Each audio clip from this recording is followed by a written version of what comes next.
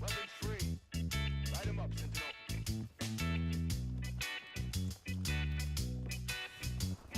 lead.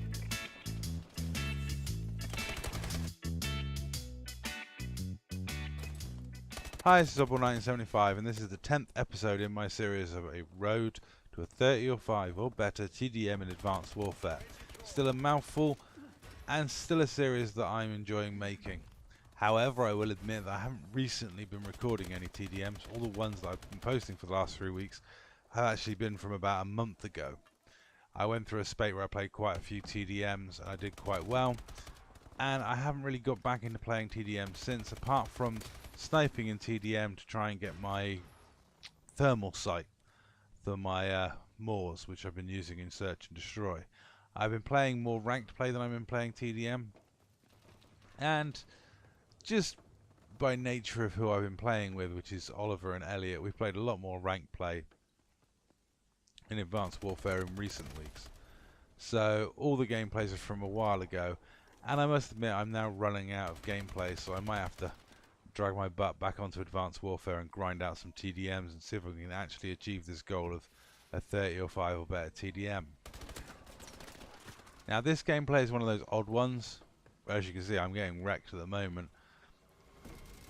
but it's one of those games in which I felt I did badly, but then the scoreboard popped up and I was quite surprised at the number of kills I got.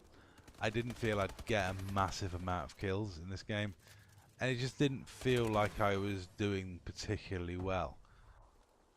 It is funny, it's something that happens to me all the time. The games which I think I'm really crushing and I'm doing amazingly well, and you look at the scoreboard and think, really, did I only get 23 kills in that game? That seems a bit weak. And then the games in which I feel, oh, I've done that well, I've died a lot, you look at the scoreboard and think, wow, I did really well. So, I don't know what it is. Maybe it's the way my memory works or something odd about me, I don't know, but I just kind of get the wrong impression of a game, and it's not until afterwards where I look back that I realise, oh yeah, I did get a lot of kills suddenly all together in that little sequence. Now, I think this bit coming up is where I get quite a lot of kills very quickly and barely survive. The ASM-1 is still the go-to gun for me in close quarters combat, and I think it's going to be this map or Detroit that I do actually achieve my goal of getting a 30 or 5 or better TDM, just for virtue of the fact they're the best maps for the ASM-1, and that seems to be my best hope at getting a really good TDM score.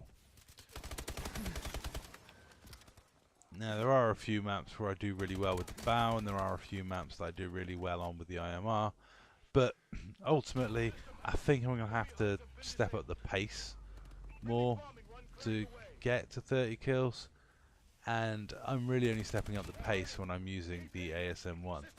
The other guns I'm using, especially the IMR, as you've seen in the gameplays where I've used the IMR, I'm by nature a slower paced player when I use that. Now, I do quite well in getting through my streaks, and I do quite well in not choking my streaks. There's another 15 kill streak medal, which I'm getting quite a few of, and that's pleasing me. The fact that I'm winning more gunfights, the fact that I'm staying alive for longer periods, these are all good indicators that I am getting slightly better at the game. However, I haven't maintained that progression, and it'll be interesting to see when I go back onto the hurly-burly of TDM after ranked play, whether I can still cut it. Because one of the problems with me in this game is I haven't taken the time to grind it out like I did Black Ops 2, or like I did some of the other CODs. So I haven't got that wealth of map knowledge, spawns, and things like that down pat that would help me improve my gameplays. I mean, don't forget, knowledge is key when it comes to playing these games. If you know about the spawns, if you know spawn rotation, you know the map, you're going to have a big advantage over the other guy that doesn't. Like here, where only an idiot would drop a bombing run on himself, and I've managed to do that. It's not as bad as Black Ops 1 when I used to always constantly kill myself with my own napalm strikes. Oh, I was such a noob back in them days, it was awesome. So, that's this gameplay winding up, and that was a pretty decent, aggressively played, fast-paced TDM, which is what I want to bring you with this series. I want to bring you those sort of gameplays, the more exciting, the more rushy style of gameplays.